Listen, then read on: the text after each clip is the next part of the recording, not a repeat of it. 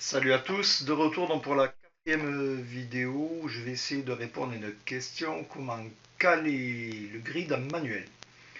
Alors, pour la démonstration, j'ai pris un morceau funk, Celebration, Kool and the Gang, et là je l'ai mis en mode normal, analyse normale, et donc au début, vous voyez, on est bien. Si on regarde au bout des 10 secondes, vous pouvez voir qu'on n'y est plus du tout, le grid est carrément à côté. La différence avec l'analyse dynamique, je vous la fais de suite, regardez le raccourci, hop, analyse en mode dynamique, regardez bien, dans les 10 secondes du morceau, hop, vous voyez, on y est pratiquement. Donc vous voyez un peu la différence entre dynamique et normal. Normal, c'est Serato, c'est Traktor, c'est Virtual DJ.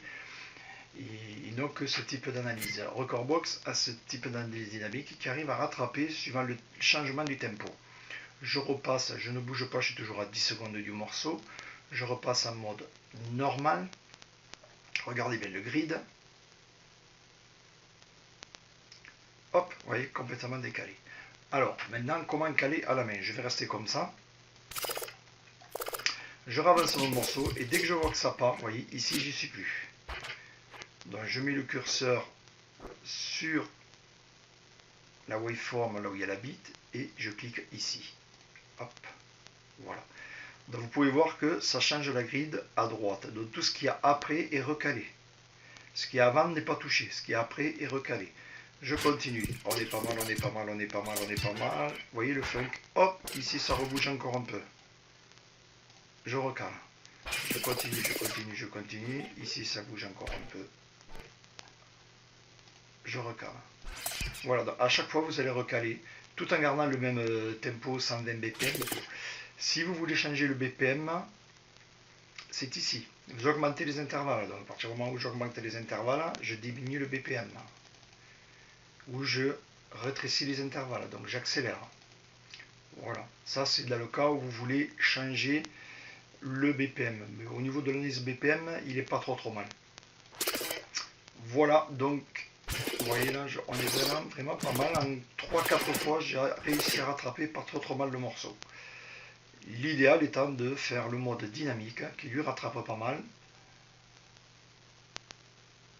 Voilà, il fait. Voilà, et vous voyez, on est vraiment pas mal. J'étais décalé tout à l'heure à peu près à 10 secondes. Vous voyez ici, je suis un peu décalé. Hop, je vais fignoler. Hop, voilà. Voilà, c'est pas mal. Voilà, pour recaler donc les BPM. Si vous voulez plus que ça bouge, après vous pouvez le bloquer là. Et à partir de là, on ne peut plus toucher à votre calage. Vous mettez le cadenas en route. À partir de là, on ne peut plus le toucher. Vous pouvez vous servir aussi du métronome. Vous voyez, il vous aide, ça peut servir. Bon, c'est vous qui voyez. Suivant les morceaux, des fois vous avez du 70, il vous affiche 70 BPM alors que c'est du 140. Vous avez la possibilité de multiplier par 2 ou de diviser par 2. Ça, c'est utile. C'est utile, je vous le fais voir. En perso, je ne me suis jamais servi. Mais des fois, une mauvaise analyse, il va l'analyser en BPM 70 alors que c'est 140. Voilà, vous pouvez jouer avec ça. Vous pouvez aussi le faire en mode performance. Je passe en mode performance. C'est moins pratique parce que la waveform est beaucoup plus petite. Surtout moi qui travaille en vertical. Mais vous cliquez sur le numéro de la platine. Vous allez dans le grid. Et là, vous avez moyen de modifier le grid aussi.